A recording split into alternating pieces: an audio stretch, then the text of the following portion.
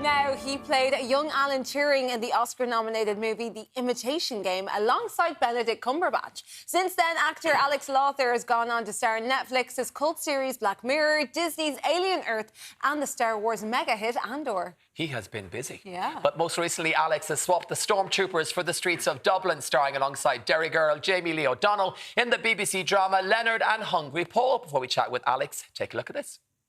So, tell me about this girl at work. What's her name? I'm Shelley. Nice to meet you, Leonard. You too. Fire! Ah, Run for your life! the old fire drill romance, eh? I'm kind of like the office hero. Who said anything about romance? But life rarely plays by the rules. Maybe it's time he learned to stand on his own 2 feet. I think you should apply for the position. And love? If you like her, you should just talk to her. Hey, Leonard. Love rewrites them. Alex, you're very welcome to the 6 o'clock show. Hi, Alex. Thank you for joining us. Where are you joining us from, if we can ask? I'm joining you from Vancouver in Canada. Oh, and what's the weather like in Vancouver? It's chilly. It's very much the wet season, but it's pretty cozy. Oh, hence why we're in our jumpers. We like it's cozy cozy season. We love Yes. We just saw the trailer there for Leonard and Hungry Paul. So tell us all about it. Leonard Hungry Paul is the story of two best friends, once Leonard, once Hungry Paul, played by Laurie Kinniston. And they lead these quite unextraordinary, simple lives. And it follows them following the death of Leonard's mother. Leonard's feeling like his life needs expanding a little. His universe needs to, the boundaries of which need to be pushed out a little. And into this life comes Jamie Lee O'Donnell's character, Shelley, whose presence sort of causes quite seismic waves within his otherwise quite gentle day-to-day life. Well, we were just looking at a trailer there and a clip of it, and we can see the settings. It's looking like everyone's new favourite comfort show. This was, of course, set in Dublin, so you got to film here in Dublin's fair city. So tell us, did you get any downtime for sightseeing?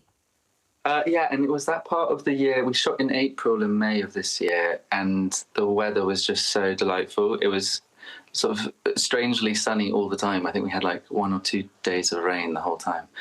And me and Laurie were being put up in Dub 2, so we were just off Stephen's Green, and it was just, it was bliss. It was so nice. And that is so rare, like April, to have only 2 days of rain as well. You got the best month. It was so good. What was your favourite part of being a tourist in Dublin? What did you like most about the city?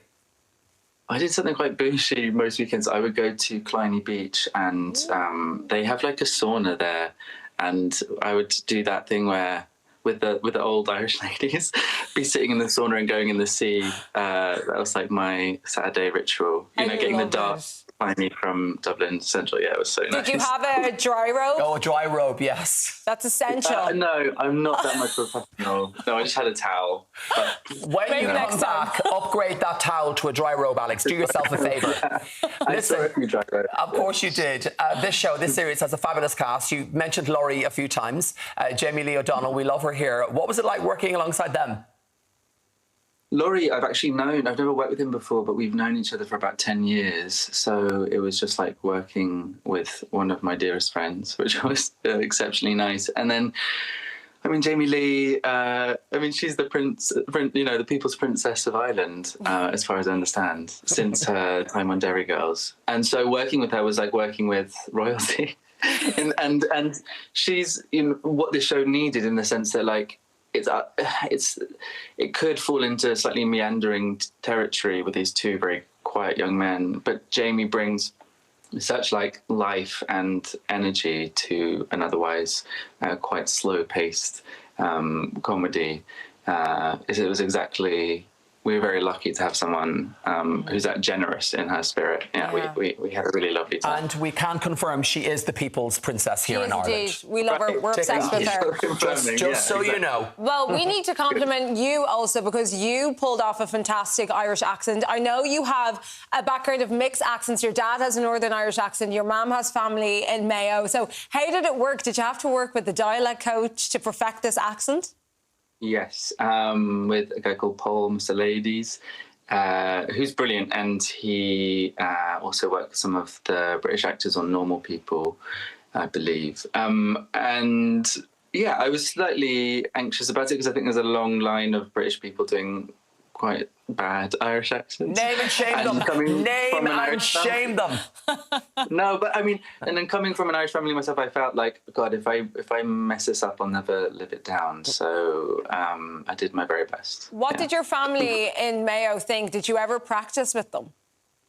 No, I did practice. I sort of tried it on with my dad a bit, just to see, like, if he thought, you know, if I sounded like an Irish person, and he gave me a few notes.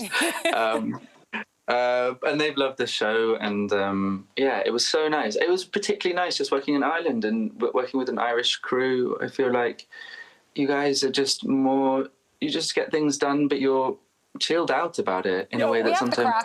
We have the crack. Yeah. Right? We take it seriously, but we like to play as well. And listen, if you got the Irish accent wrong, you'd never get the dry rope. Oh, yeah, that's true. You need an incentive, Alex. You've passed stage one of being an Irishman. Yes. Now, Julia Roberts, of course, was a massive fan of this book, and she is the narrator of Leonard and Hungry Paul. So how was it hearing her voice? It was extraordinary because she's not only, of course, Julia Roberts, but as she's a fan of the book, I think instinctively really understood the tone of what we were trying to make.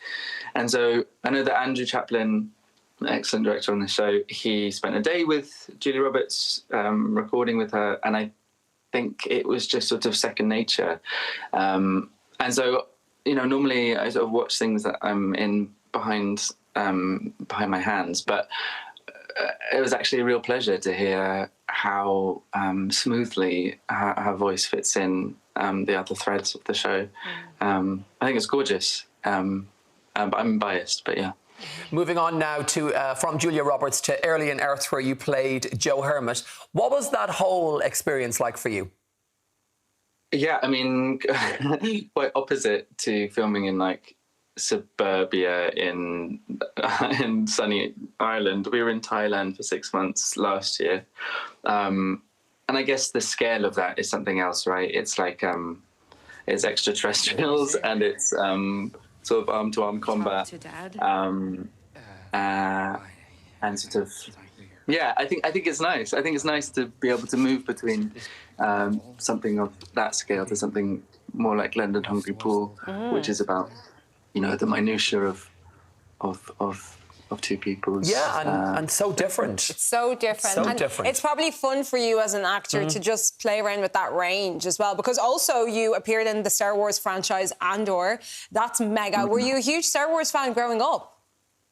To be honest, I was more likely to be watching like Gilmore Girls than I was Star Wars. You and me both. Yes, we get that. But, you know, I then came to it before shooting going off to shoot. With my partner, we watched the episodes of Star Wars from, you know, beginning to end.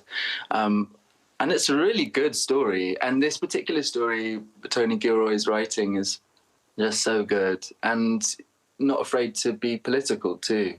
And it's how it's trying to talk about fascism, how it's trying to talk about, you know, these dominant powers and these structures, in and amongst, you know, a very enjoyable, like, sci-fi genre. And finally, we've got one last question for you. We hear you're currently filming with Anthony Boyle. What can you tell us, Alex? Spill the tea. That's why you're in Vancouver. Tell us everything we need to know now, please. That's why I'm here. Well, I mean, what do you need to know? Anto, he's so good. He's one of the, I think us British actors are looking to Ireland being like, what is in the water? Because you have a whole gamut of really brilliant young Irish actors at the moment, and Anthony's one of those, of the Barry Keoghan's and Alison Olivers, and he's great. And we're playing, we're telling a story about FTX, which was this crypto company run by a guy called Sam Beckman-Fried, who the company ended up getting bankrupt and losing a lot of money and stealing a lot of customer money. I think it totaled around $8 billion. Wow, it sounds intense. Yeah, we look forward to that. Definitely look forward to that. And I have to say, I love how you call him Anto. It's brilliant. Nickname basis already. That's You're how we call him. practically Irish. I love it. We got a dry road for Alex, I love for it. God's sake. We'll have one for you next time. Alex, thank you so much for joining us. Give it up for Thank you, Alex. Such a pleasure.